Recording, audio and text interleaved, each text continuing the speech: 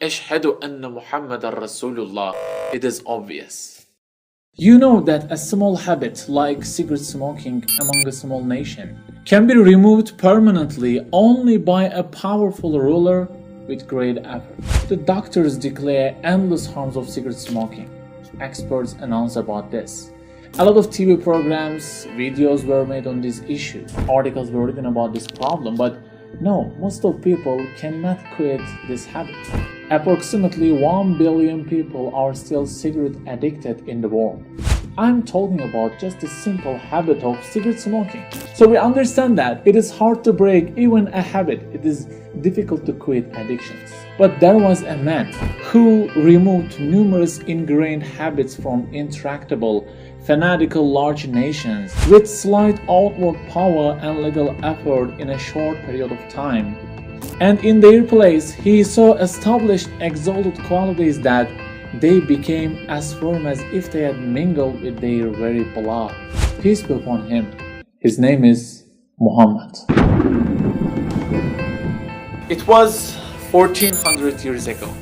There were incredible habits among Arabian society in Mecca. You know, you can never see such a savage people. They used to bury their daughters alive. Can you believe this? And this was a big habit, and they used to proud of this. And they also used to be sex addict or alcohol dependent. You know, they were drunk all the time. Or they used to be hardly racist. Interest was general thing. There was no value of women. For example, if someone dies, his wife was used to captured by the first pretender. Could you believe this? And it goes like this. I mean, there were incredible habits, and the tribes of Arabian people, the tribes of Arabian society were the most savage people at that times. And then Prophet Muhammad, peace be upon him, came. He was illiterate. You know, he didn't know how to read or write. He had not graduated any psychology school. He had not studied any sociology department of any university, you know. And he also had not read any philosophy book. But he started to talk about something, you know, something dangerous. He started to bring new message to people, but these messages were really dangerous for him. And he didn't have any power though. But interesting thing is, some people gradually started to be impressed, started to follow him. And if you started to follow him at that times, it means you actually had accepted the incredible persecutions of Meccans. Isn't it interesting? I mean, why? He didn't promise you any worldly attractive thing. He didn't promise you any money or something like that. On contrary, you will get serious problems with Meccans. So why do you accept this horrible state?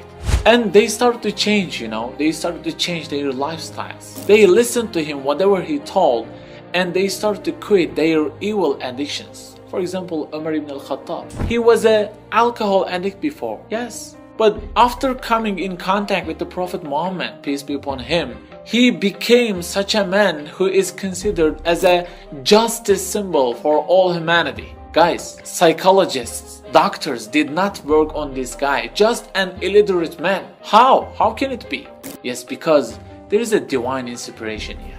This effect cannot be made by a human being. It is not possible. And not only a man, but also huge societies were changed incredibly by just a man. By the way, he brought new rules which are not attractive for desires of human beings. For example, he brought the fasting, 5 daily prayers, or alms jiving, or not to drink alcohol. These things are not attractive for our desires, right? But the alcohols had flowed in streets of Medina after the words about alcohol was revealed. Why? What happened? The modern specialists cannot do this, even though they explain the harms of alcohol, can they?